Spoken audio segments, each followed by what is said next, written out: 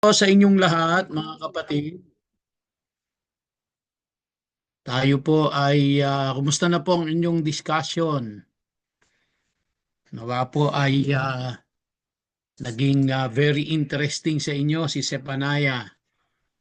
Let me share with you ang aking pong screen.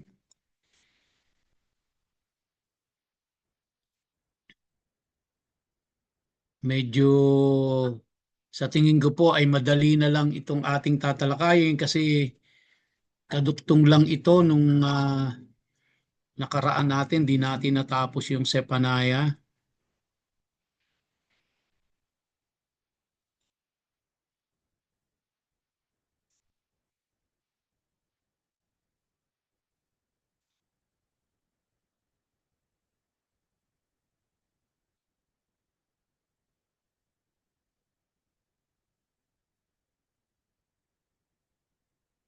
Okay,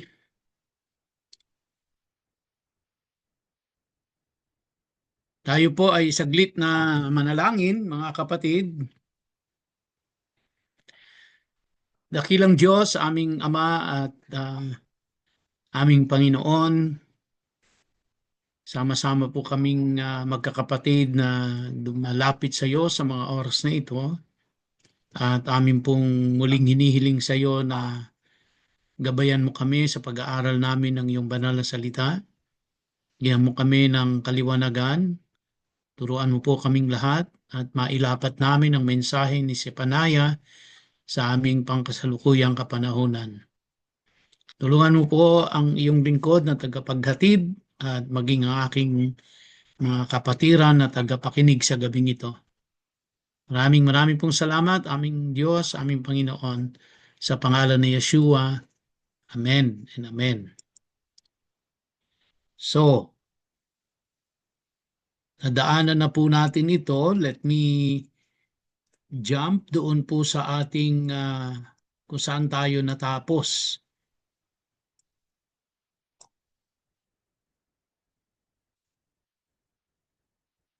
So nakita po natin na hindi lamang yung Juda ang may judgment from the Lord but also yung mga karatig bayan, no? Katulad po ng Philistines, ng Moabites, Ammonites, Cushites, and Assyrians. Actually, yung iba po dito, mismong kasama nila doon sa lugar nila, no?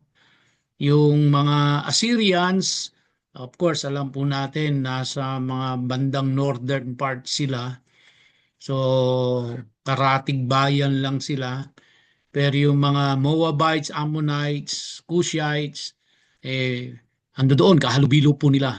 No? So, kaya sila man ay nakaranas din ng parusa ng Diyos. At ganun din po, no, nakita natin maging ang pinakasentro ng Israel, ang Jerusalem, ay actually part po siya ng Judah, no? Maging siya ay nakaranas din. At nakita natin, iisa lang naman ang dahilan ng Diyos. Ang kanilang patuloy na pagsuway sa ating Panginoon. So, let's continue. Ay, bakit po ba nagkakaganito ang aking...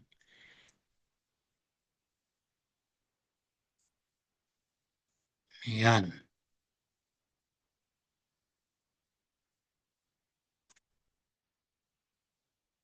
Ayan. So, nakita rin natin from the previous study natin na bagamat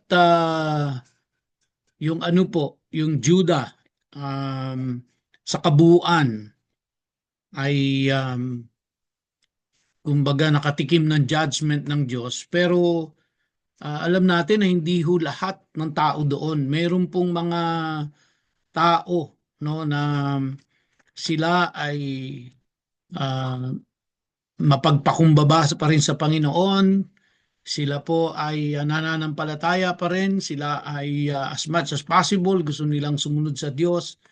Nga lang talagang napapaligiran sila ng mga tao na patuloy na lumalabag sa kalooban ng Diyos. Kaya itong mga taong patuloy na nananampalataya sa Diyos, sumusunod sa Diyos, bagamat damay ho sila doon sa kaparusahan ng buong Juda, pero pinipreserve pa rin sila ng Panginoon. No? Kaya dito po sa chapter 3 verses 9 to 30, nakita natin na meron pong pangakong pagliligtas ang Diyos sa kanila. Sabi dun sa verse 9, "For then I will change the peoples so that they will have pure lips to call on the name of Adonai, all of them, and serve him with one accord. Even from beyond Ethiopia's rivers they will bring those who petition me, the daughter of my dispersed, as my offering. When that day comes, you will not be ashamed of everything you have done, committing wrongs against me. For then I will remove from among you those of you who take joy in arrogance. You will no longer be full of pride on my holy mountain. I will leave among you a poor and afflicted people who will find the refuge in the name of Adonai. The remnant of Israel will not do wrong, nor will they speak lies, nor will there be found in their mouths a tongue given over to deceit. For they will be able to graze and lie down with no one to disturb them." So there was a promise of salvation for the remnant of Israel, of Judah in particular, for those who remain humble before the Lord, for those who remain faithful to the Lord. So ang principle that we can learn from this, mga kapatid, even in our own time, makikita natin na napapaligiran din tayo, no, so to speak, ng mga taong na hindi makatarungan, na papaligiran po tayo ng mga hindi sumusunod sa kalooban ng Diyos, at lalo na kung nagsisimula ito sa mga namumuno ng ating pong bansa, hindi ho natin maikakaila na tayo ay madadamay sa parusa ng Diyos. Pero merong way ang Diyos na i-spare niya ang patuloy na sa Kanya ay nananampalataya, patuloy na sa Kanya ay sumusunod. Kaya ang lesson po natin dito ay kahit na ang kapaligiran natin ay hindi gumagawa ng kumbaga, o ang kapaligiran po natin ay gumagawa ng hindi nararapat, wag ho tayo makisabay, no? Let us remain faithful to the Lord, let us remain humble to before the Lord, and kahit apektado tayo ng parusa ng Diyos sa buong bansa, He has a way of sparing us. So ang lesson natin dito, mga kapatid, ay no matter what, no matter what, let us remain humble and let us remain faithful before the Lord, kasi may promise naman siya na hindi niya tayo pababayaan, no? So, and here in Zephaniah 3:14 to 20, makita po natin dito, "Sing, daughter of Zion." Nasaan ba yung Zion? Andun sa may Jerusalem. "Shout, Israel, be glad and rejoice with all your heart, daughter of Jerusalem. Adonai has removed the judgment against you. He has expelled your enemy. The King of Israel, Adonai, is right there with you." No, that's the most important thing. No, dito makikita rin natin yung karakter ng Diyos na nandoon siya sa mga taong faithful sa Kanya. Hindi niya hihiwalayan, sasamahan niya at dadamayan niya sa oras ng kanilang kagipitan, sa oras ng kanilang pangangailangan. Mananatili lang na faithful ang tao, mananatiling humble, at wag makisabay sa makasalanang galawan ng mundong ito, no? You no longer need to fear that anything bad will happen. On that day, it will be said to Jerusalem, "Do not fear. Zion, don't let your hands droop down. Adonai your God is right there with you as a mighty warrior. He will rejoice over you and be glad.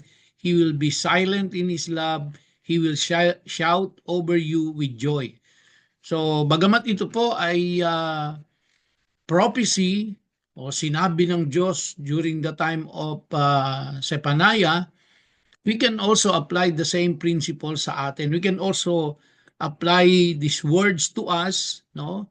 Na do not fear, don't let your hands droop down, no? Na parang wala ka ng pag-asa dahil ang pangako ng Diyos, Adonai your God is right there with you. No, as we have learned so many times already that not only God is near to us, but we are even the temple of the Holy Spirit, no? So kaya we can count on the Lord na if we remain humble, if we remain faithful, if we remain just in the eyes of the Lord, He is our protector. He will fight for us, no? So He will not leave us as He has promised, and He will not abandon us. So kaya in the midst of the situation in Judah, na seemingly the whole nation is at fault with God, the whole nation is rebelling against God, but there are still there are remnants of people who remain faithful to the Lord. At hindi sila ang majority, no? Minority sila, pero naging majority sila dahil nandun ang Panginoon sa kanila. Hindi sila pinabayaan, hindi sila iniwanan.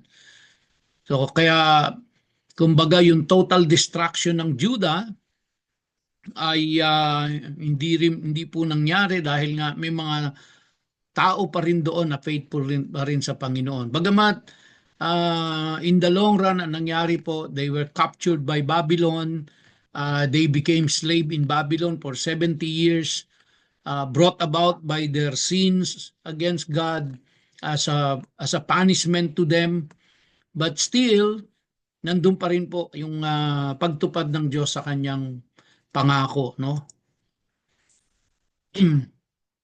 Sabi po sa verse 14, sa verse 18, I will gather those of yours who grieve over the appointed feast and bear the burden of reproach because they cannot keep them. No? So there are people in Judah that they want to commemorate, no, to celebrate. They want to memorialize or they want to conduct the appointed feast. Ano po ba yung appointed feast na yon? No, yung pong ating pinag-aaralan sa ating Old Testament, hindi na nila nasasagawa, no, yung celebration ng Passover, ng Feast of Unleavened Bread, yung first fruit, yung Shavuot, yung yung Sukkot, yung Yom Kippur, hindi na nila nagagawa. So kaya marami po ang they were grieved about it na hindi na nila nasasagawa yon. Inutos ng Diyos sa kanila yon. Dahil po doon sa mga namumuno, nagbago ang sitwasyon, and kaya po nakita natin na from the very start, from the first chapter nitong Zephaniah, we can feel the anger of God, no? Dahil sa kanilang mga ginagawa. So sabi diyan, when the time comes, I will deal with all those who oppress you. I will save her who is lame, gather her who was driven away, and make them whose shame spread over the earth the object of praise and renown. When the time comes, I will bring you in. When the time comes, I will gather you and make you the object of fame and praise among all the peoples of the earth. When I restore your fortunes before your very eyes, says Adonai. So, kaya when they were captured by Babylon as a form of God's punishment to them, after 70 years, they were released from their bondage and they were restored to their own country in Judah and in Jerusalem. No, but there will come a time, but this is in the future po. Makita natin sa Revelation na igagather ulit ng Diyos ang mga Israelites kasi na-disperse sila At alam natin for 2,000 years, no, from the time the second temple was destroyed, no, by the Roman Empire, and 2,000 years nawalan sila ng identity, pero ibinalik ulit sila ng Diyos in 1948 sa Israel, and igagather ulit sila ng Panginoon, no, para mabuo ulit ang buong bayang Israel. Now, ano po yung major message na makikita natin dito sa Book of Zephaniah? Unang-una, God is just and hates evil, but He is merciful. As mentioned in Ezekiel 18 verse 23, sabi po, "Do I take any pleasure at all in having the wicked person die? As Adonai Elohim, wouldn't I prefer that he turn from his ways and live?" No? So, also in verse 32 of chapter 18 of Ezekiel, sabi ng Diyos, "I take no pleasure in the death of anyone who dies, says Adonai Elohim. So turn yourself around and live." Dito po ay makikita natin na kung tutuusin, hindi gusto ng Diyos, no, na ang isang wicked na tao ay mamatay sa kanyang kasalanan. Mas gusto ng Diyos na siya'y manumbalik, na siya'y magsisi sa kanyang kasalanan at manumbalik sa Diyos, no? Kaya sabi niya po doon, "I take no pleasure in the death of anyone who dies," referring po doon sa mga wicked person. So kaya kung ang Diyos lang ang tanungin, ayaw niya na yung wicked person ay mamatay sa kanyang kasalanan. Ang gusto niya magsisi, manumbalik. Pero siyempre, desisyon po ng tao yun eh, hindi desisyon ng Diyos yun eh.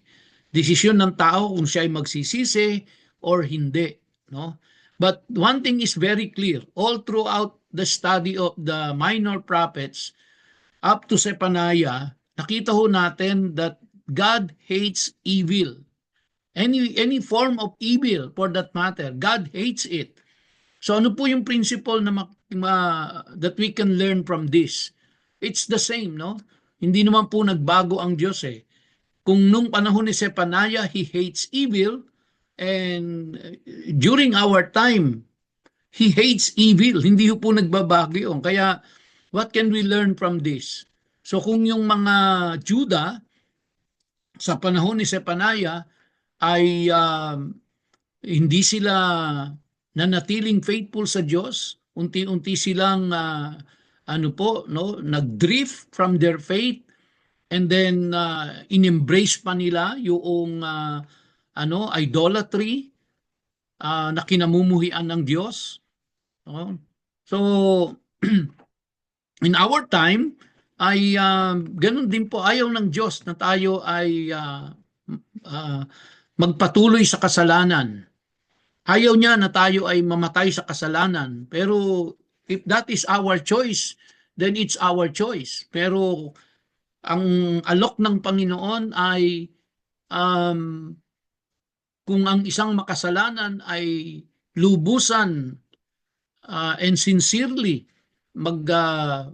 hihingi ng tawad, magre-repent, God is merciful. Nakita ho natin dito, God is merciful. Di ba? So kaya nakita natin na kahit minority yung mga tao po na nagpapatuloy sa pananampalataya sa Kanya, nagpapatuloy na sumusunod sa Kanya, at gustong-gusto nila ma-restore ang Torah, gustong-gusto nila ma-restore yung kanilang yung appointed feast of the Lord. No, kahit minority sila, and yet the favor of the Lord was with them, dahil ang favor ng Diyos ay nandoon po sa mga tao na sila ay faithful sa Diyos, sila ay obedient sa Diyos, sila ay ina-uphold nila ang holiness ng Diyos, ipinamumuhay nila ang salita ng Diyos, no? Sinusunod nila ang gusto ng Diyos. So God is merciful. Kaya even yung mga wicked person kaya nga siya mayroon pong mga prophets na pinadala katulad ni Zephaniah, to warn the people, so that when they hear the warning of the Lord, they can repent of their sins. So they were given the chance na to hear the message of the Lord and then repent of their sins. At sinabi na ng Panginoon kung ano mangyayari if they don't repent. At alam din nila, sinabi rin ng Panginoon kung ano mangyayari if they repent of their sins. So now the choice is theirs, no? The choice is theirs kung ano ang pipiliin nila. Magre-repent ba sila? No? At or hindi sila magre-repent, magpapatuloy sila sa kanilang kasalanan, patuloy sa paggawa ng kasalanan. But they were also they were reminded also that God is merciful, no? Meaning kung lalapit lang sila, that is all they need. Just come before the Lord in humility and repent of their sins, and the Lord will forgive them. Unfortunately, hindi po naging sila, matigas ang ulo, naging stubborn sila, and they end up being slave in Babylon, no? Pero syempre alam din natin na dahil yung mga tao na yon, the wicked people, ay ginamit ng Diyos to punish His people, the Israelites. Pero at the same time, alam din natin, pinarusahan din ng Diyos yung mga Babylon na yon, na ginamit niya to punish the nation of Israel. So, another thing, no, na makikita nating mensahe ng Zephaniah is in verse 9. Sabi diyan, "For then I will change the people so that they will have pure lips to call on the name of Adonai, all of them, and serve Him with one accord." So here, it's very clear po na ang gusto ng Diyos ay tumawag sa Kanya, lumapit sa Kanya, magpakumbaba sa Kanya, no? At siya ay paglingkuran. Siya ay paglingkuran. Ito ang gusto ng Panginoon. So, the principle that we can learn from this, one of the major messages ng Diyos sa Zephaniah, is He transforms the hearts of His people. Kaya tayo po, no? Hindi naman po sa sarili natin ang naging pagbabago sa atin. Ang Diyos ang kumilos para po tayo ay mabago, para tayo ay magsisi sa ating mga kasalanan, para tayo ay magpakumbaba at lumapit sa Kanya. At kinahabagan tayo ng Diyos nung tayo ay nagpakumbaba, nung tayo ay humingi ng tawad, nung tayo ay nagpasakop sa Kanya at inamin natin na tayo ay makasalanan, no? Ay pinatawad tayo ng Diyos sa pamamagitan ng Kanyang bugtong na anak na si Jesus. And every time na tayo po ay nakakakumit ng sin before Him, nandun po yung conviction ng Holy Spirit through His Word. And when we realize that we have sinned against God and we come to Him in all humility and repent of our sins sincerely, the Lord forgives us. Kita po natin yun. So we have proven, even among ourselves, no, we have proven that God is merciful. So siya po rin ang gumagawa ng way para tayo ay matutong magpakumbaba. Siya rin ang gumagawa ng way para tayo ay makalapit sa Kanya, and nakikinig ang Diyos, no? At tayo po ay Kanyang kinakalinga, tayo ay Kanyang pinatatawad, at tayo po ay pinapanumbalik pa ng Diyos sa paglilingkod sa Kanya. So He transforms, no, the hearts of His people, and patuloy na ginagawa ito ng Panginoon. Sa kabila po ng patuloy ding nagkakamali tayo, patuloy ding na nagkakasala tayo. Just like the nation of Israel, no?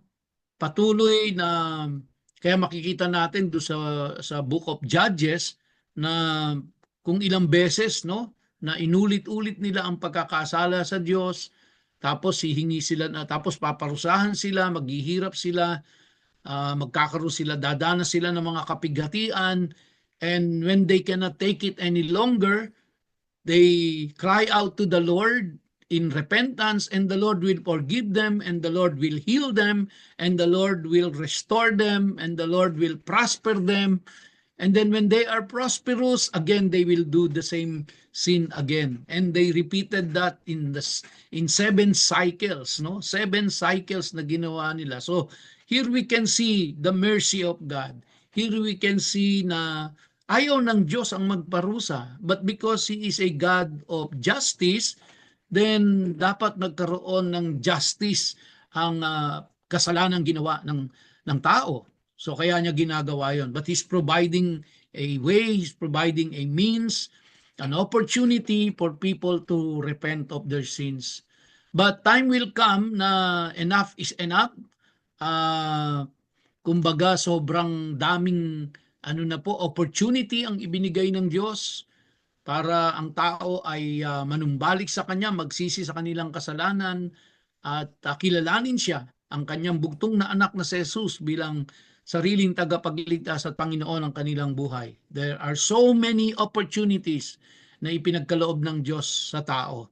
Kaya kung dumating man yung panahon na naubos na yung pong panahong ibinigay ng Diyos, then walang ibang pwedeng sisihin ang tao kundi ang sarili nila if they end up in the judgment of God and suffer the consequences of their sins. Nobody is to be blamed except themselves because they have given all the opportunity to repent of their sins. Pero because of their stubbornness, hindi pa rin sila nagrepent, then ang pagpaparusa ng Diyos ay hindi na kasalanan ng Diyos yon, no? Let us look at the connection to the New Testament po nitong Zephaniah. Alam na natin tong Romans 3:23, no? Sabi diyan, since all have sinned and come short of earning God's praise. So sa atin, no, alam natin yan, all have sinned and come short of the glory of God. Lahat ay nagkasala. Parang nung panahon nila, no, sa Judah, nagkasala silang lahat. Even yung mga tao po na they are faithful to the Lord, they are they are humble before the Lord. Hindi naman din po sila sinless no? May mga kasalanan din sila. So if we look at the situation during the time of Zephaniah, and kung titingnan din po natin during the New Testament times nila Paul, and even during our time, wala pong pinagkaiba. All have sinned and come short of the glory of God. No? Lahat ng tao ay nagkasala. Kaya hindi po natin pwedeng, we cannot look down on the people of Judah na they are unfaithful to the Lord. They are sinful, they committed idolatry and all kinds of sins. Well, if we take a look at the situations in the New Testament, makikita natin na ganun din naman ho sila, no? Even during the time of Jesus Christ. And even now, sa panahon natin, makikita natin ang tao ay talagang majority na makikita natin ay talagang nasa kasalanan, pero marami po ang hindi nila alam na nasa kasalanan sila. We have witnessed that in so many instances. Nakita ho natin yan even nowadays na nangyayari po sa kapaligiran natin. People are continually committing sins. Merong alam nila kasalanan yon pero patuloy pa rin nilang ginagawa. Meron naman po na they were deceived. Akala nila tama yung ginagawa nila, akala nila kalooban ng Diyos yun, akala nila it's the Holy Spirit moving in their lives, pero in reality they are going against the Word of God, no? Because they are talagang wala silang alam. They are blinded, they are deceived, kaya hindi po nila nakikita na kasalanan yung kanilang ginagawa niyon. But napag-aralan na rin po natin, di ba? In the Old Testament, kung yun ay kasalanan at hindi mo alam na kasalanan yon, pero kinukumit mo, you are still guilty of it. After all, lahat naman po ng tao sa mundong ito ay merong sinful nature, kaya lahat tayo ay makasalanan. No? So, Pero through Jesus Christ, meron po tayong salvation, no? Mula sa poot ng Diyos, mula sa parusa ng Diyos. Sabi sa verse 9 ng Romans chapter 5, therefore, since we have now come to be considered righteous by means of his bloody sacrificial death, how much more will we be delivered through him from the anger of God's judgment? No? Since we have now come to be considered righteous, paano po tayo na considered righteous? By means of his bloody sacrificial death. Referring to whom? Referring to Jesus Christ. Kaya sinalba tayo ng Panginoong Hesukristo. Sa kanyang kamatayan, no, tayo po ay nagkaroon ng kaligtasan. Kaya dahil po dito, hindi tayo dadanas ng poot ng Diyos. We will not experience the wrath of God. Maaari pong maranasan natin ang mga kapighatian, ang mga trials, maaari nating maranasan ang mga kalungkutan. Siyempre, damay talaga tayo no? Damay talaga tayo kahit na tayo gumagawa ng kalooban ng Diyos. But ang kapaligiran naman po natin ay patuloy na sumusuway sa Diyos. Damay ho tayo sa pagpaparusa ng Diyos sa bayan. Pero the good thing about it is hindi ho tayo dadanas ng poot ng Diyos. Hindi tayo dadanas ng wrath of God, no? So just like what he has promised to the remnants of Judah, na those who remain faithful to him, those who remain humble before the Lord, may pangako ang Diyos sa kanila, no? Na kumbaga sila po ay i-spare ng Diyos. And ang connection nito sa ating kapanahunan po, because of the Lord Jesus Christ, tayo na nagtiwala at nanampalataya sa Panginoong Hesukristo will be spared from the wrath of God. So, it is only through Jesus Christ. Alam na ho natin lahat itong John 3:16 na ito. For God so loved the world that He gave His only and unique Son, so that everyone who trusts in Him may have eternal life, instead of being utterly destroyed. For God did not send the Son into the world to judge the world, but rather so that through Him the world might be saved.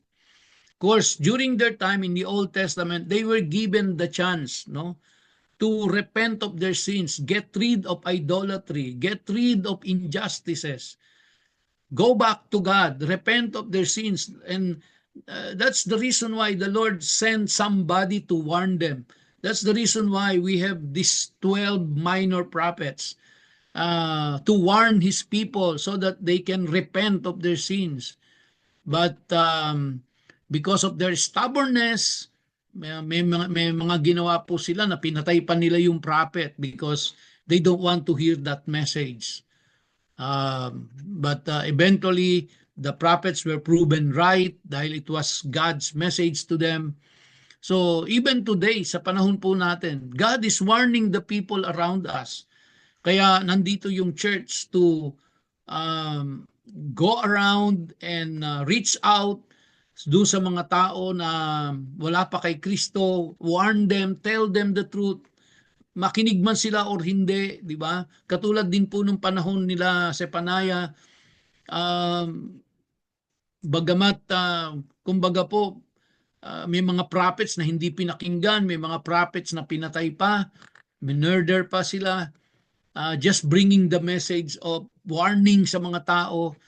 So sa panahon natin ngayon, maaring dito po sa Pilipinas, wala namang pinapatay pero merong hindi ka iniintindi, pinagtatawanan ka, no? Kinukutya ka, binabaliwala ka. Pero sige lang po, patuloy lang tayo na hayag ng mensahe ng kaligtasan. Ibigyan ng warning ang mga tao.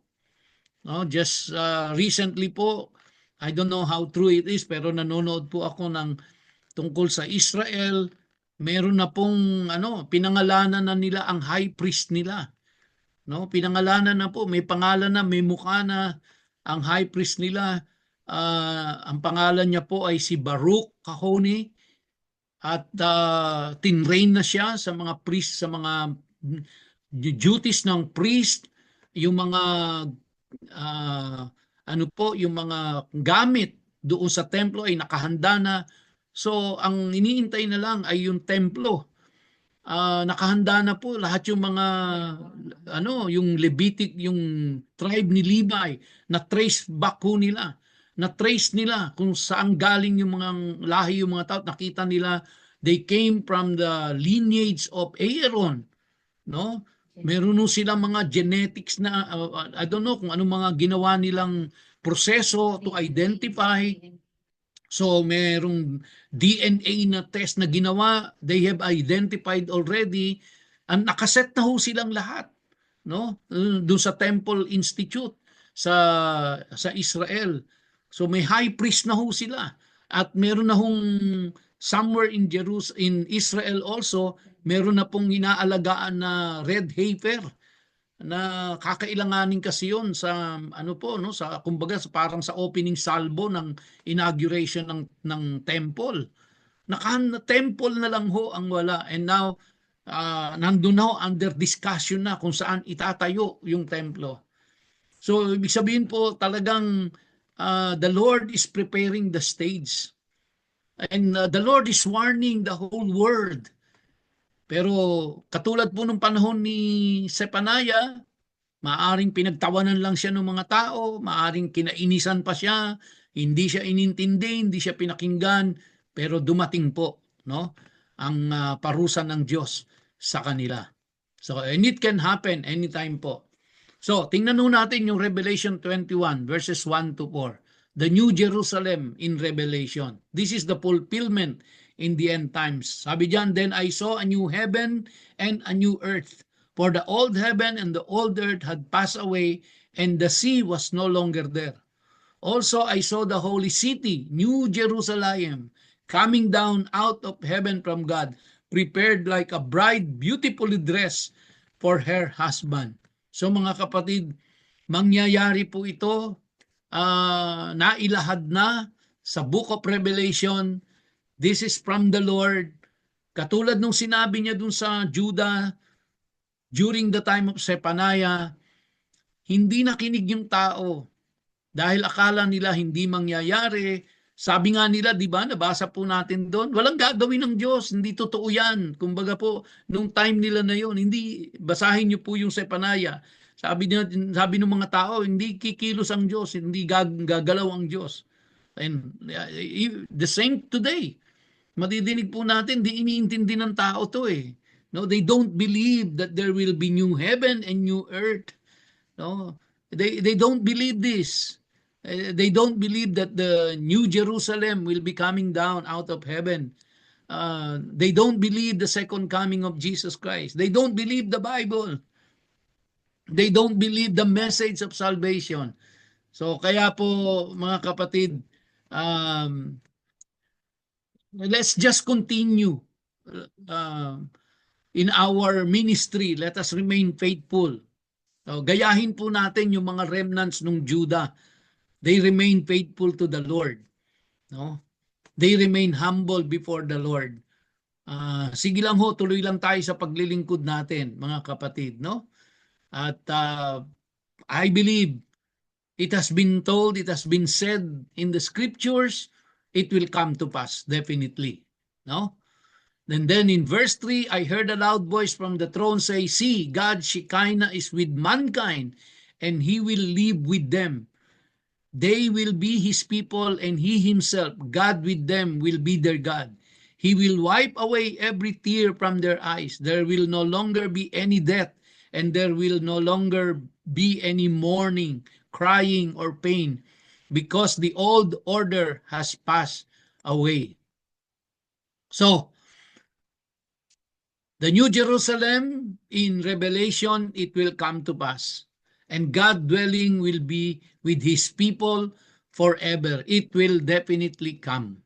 It will happen because it has been said in the book of Revelation. And this is God's message to us, mga kapatid. Huwag lang tayong magsawa, mapagod, manghinawa sa paglilingkod sa Panginoon. And let us remain faithful to Him. Huwag nating gayahin yung majority ng Judah. Ang gayahin po natin yung minority, yung remnant, no? That they remain faithful to the Lord, that remain humble before the Lord, that they serve the Lord even in the midst of difficult times. Naglingkod sila sa Panginoon, hindi sila bumitiw, no? Gayahin ho natin sila, mga kapatid. So in conclusion, very simple po. God punishes wickedness. Tandaan natin yan, no? But offers hope to the repentant. Kaya wag na ho tayong even to contemplate na tayo'y gumawa ng kasalanan ay dahil hindi natin magugustuhan ang parusa ng Diyos. Ang paliitin ho natin, no, sa family.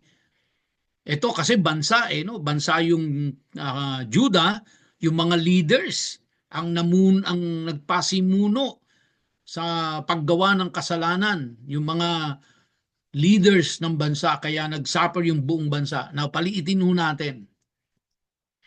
Huwag nating hayaan una sa simbahan, huwag nating hayaan na ang mga leaders ng simbahan ay sila ay magkasala, dahil pag ang mga leaders ng simbahan ang nagkasala, damay lahat ng mga umaattend dyan, damay lahat ng member, mga kapatid. Now, paliitin pa natin sa family. Kayo na tatay at nanay, no? Huwag niyong hayaan na kayo ay mahulog sa kasalanan. Dahil pagka tayo ay nagpatangay, kapag tayo ay nahulog sa kasalanan, naku, damay ho, pati kaapu-apuhan natin, damay ang buong pamilya. Dahil God punishes wickedness. Basta gumawa ho tayo ng any wicked thing before the Lord, meron pong punishment yan, at ang tatamaan ng punishment na yan ay buong pamilya, no? And ako po, kung ako tatanungin nyo, ayokong mag-suffer ang mga apo ko nang dahil lang sa kasalanang gagawin ko. Kaya't bantayan po natin ang ating mga sarili. Don't even think about it, no? Don't even think about committing sin. But stay faithful to the Lord, serve the Lord in all honesty, and be obedient to Him. Pangalawa po, humility and faith are the way to eternal life, no? So, nabigyan na ho tayo ng pagkakataon ng Diyos na tayo manampalataya, nabigyan na tayo ng pagkakataon ng Diyos na tayo magpakumbaba, no? Ginabayan na tayo ng Diyos doon. Huwag na ho tayong umalis doon at bumalik pa tayo sa ating lumang pagkatao, bumalik pa tayo sa ating mga kasalanan, at idamay pa natin ang buo nating sambahayan, ang buo nating pamilya. So with that, mga kapatid, thank you so very much. Kaya shalom to everybody. God bless us all. Tayo po ay magsasara sa panalangin sa pangunguna po ni Kuya Henson.